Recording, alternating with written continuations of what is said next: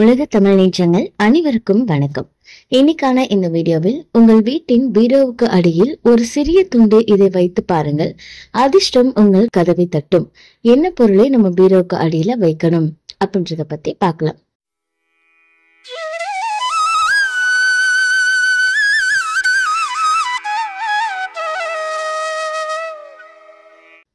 வீட்டுல பண கஷ்டம் இல்லாம எப்பொழுதுமே பாத்தீங்க அப்படின்னா ஒரு நல்ல ஒரு பாசிட்டிவ் எனர்ஜி இருக்கணும், வீட்டுல நல்ல பண வரவு இருக்கணும் அப்படின்னு எல்லாருமே ஆசைப்படுவோம் இல்லைங்களா? அந்த மகிழ்ச்சி எப்பொழுதும் நம்ம வீட்டுல இருக்கிறதுக்கு நம்ம என்ன பண்ணணும் அப்படின்னா, வாஸ்து ரீதியாக சில பொருட்களை சரியான திசையில வச்சோம் அப்படின்னாலே அது நமக்கு நல்ல ஒரு அதிர்ஷ்டத்தை கொடுக்கும் அப்படின்னு சொல்லுவாங்க.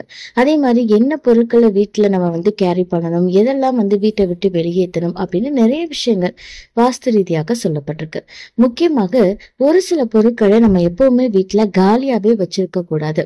அது மகாலட்சுமியுடைய கோபத்தை நமக்கு பெற்றுக் கொடுக்கும். முக்கியமாக தானியங்கள் எப்பவுமே வீட்டுல நிறைஞ்சு இருந்தது அப்படின்னா நமக்கு ரொம்ப நல்லது. அதே மாதிரி உப்பும் அப்படிதாங்க. வீட்டுல எப்பவுமே குறைவில்லாம நிறைந்திருந்தா மகாலட்சுமியுடைய அருள் இருக்கும், வீட்டுல செல்வம் வற்றாமல் இருக்கும் அப்படின்னு சொல்லப்படுது. அதே மாதிரி இப்ப நீங்க ஒரு பணம் வைக்கக்கூடிய பர்ஸ் கூட பாத்தீங்க அப்படின்னா சரியான நிறத்துல வச்சிருக்கணும். இப்ப கருப்பு நிறத்துல சில பேர் வச்சிருப்பாங்க. அதை தவிர்த்துட்டு பிரவுன் கலர்லயோ இல்ல மற்ற கலர்கள்லயோ நீங்க பயன்படுத்துற மாதிரி பண்ணலாம். இந்த மாதிரி சின்ன சின்ன விஷயங்கள் நம்ம மாத்திக்கும் போது நல்ல ஒரு பண வரவு அப்படின்றது நமக்கு இருக்கும். அதே மாதிரி நம்ம பீரோ அப்படின்றது நம்ம எல்லாருமே கண்டிப்பா பணம் வைக்கிறதுக்கு பயன்படுத்தக்கூடிய ஒரு இது. சோ அந்த பீரோல நம்ம எப்பவுமே பாத்தீங்க அப்படின்னா நல்லா சுத்தமா வச்சுக்கணும். வாசனை பொருட்களை பீரோல வைக்கணும். அதுக்காகத்தான் நிறைய பேர் பச்சை கற்பூரம் இருக்கு பாத்தீங்கன்னா, பச்சை கற்பூரத்தை பீரோல வச்சிருப்பாங்க. அப்படி வைக்கும் போது அது பணத்தை ஈர்க்கும் அப்படின்னு சொல்லுவாங்க. பொதுவாவே வடக்கு இல்லைன்னா கிழக்கு திசை பார்த்து நீங்க பீரோவை வைக்கலாம். பீரோ வடக்கு நோக்கி திறக்கிற மாதிரி வச்சிங்க அப்படின்னா ரொம்ப நல்லது அப்படின்னு சொல்லப்படுது. அதே மாதிரி பீரோக்குள்ள மகாலட்சுமியோடைய அந்த வடிவம் பொறிச்ச மாதிரி தங்க நாணயங்கள் வச்சிருக்கிறதோ இல்ல குபேரனுடைய சிலை வச்சிருக்கிறதோ ஏதாவது ஒண்ணு வச்சிருந்தோம் அப்படின்னா அது ரொம்ப நல்லது அப்படின்னு சொல்லுவாங்க. சரி, இப்ப விஷயத்துக்கு வந்துடலாம். இந்த பீரோவுக்கு அடியில என்ன வைக்கணும் அப்படின்னு பாத்தீங்க அப்படின்னா, பீரோவுக்கு அடியிலுமே நமக்கு இந்த எதிர்மறை ஆற்றல் போய் நீங்கும். அப்ப அந்த எதிர்மறை ஆற்றலை நீக்கிறதுக்கு நீங்க என்ன பண்ணணும் அப்படின்னா, ஒரு சின்ன கிண்ணத்துல கொஞ்சமா கல் உப்பு அப்புறம் எலும்புச்சம்பழம் இதை வச்சுட்டுங்க அப்படின்னா அங்க இருக்கக்கூடிய எதிர்மறைகள் அனைத்தும் நீங்கும். வாரத்துக்கு ஒரு தடவை நீங்க இதை மாத்திக்கிட்டே வாங்க.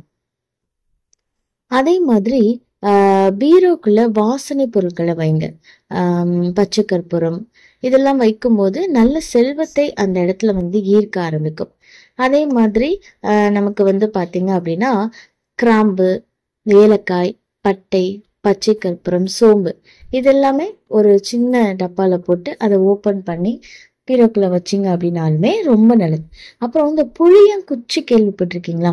புளிய மரம் இருக்கும் பாத்தீங்களா?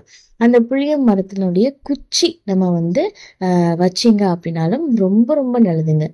அதே மாதிரி இந்த மாதுளை மரம், மாதுளை இருக்கு பாத்தீங்கன்னா, அதோடைய குச்சி அதுவும் வைக்கலாம். ஏன்னா மாதுளை அப்படின்றது மகாலட்சுமி வாசம் செய்யக்கூடிய. சோ மாதுளை குச்சியுமே நீங்க பீரோல வச்சீங்க அப்படின்னா ரொம்ப ரொம்ப நல்லது. சோ இந்த மாதிரி சின்ன சின்ன விஷயங்கள் செய்யும் போது நமக்கு வரக்கூடிய தடைகள் அனைத்தும் நீங்கி நல்ல செல்வ வளம் அப்படின்றது நமக்கு கிடைக்கும். இந்த தகவல் உங்களுக்கு பயனுள்ளதாக இருக்கு அப்படின்னா மறக்காம உங்க நண்பர்கள் கூட பகிர்ந்துக்கோங்க.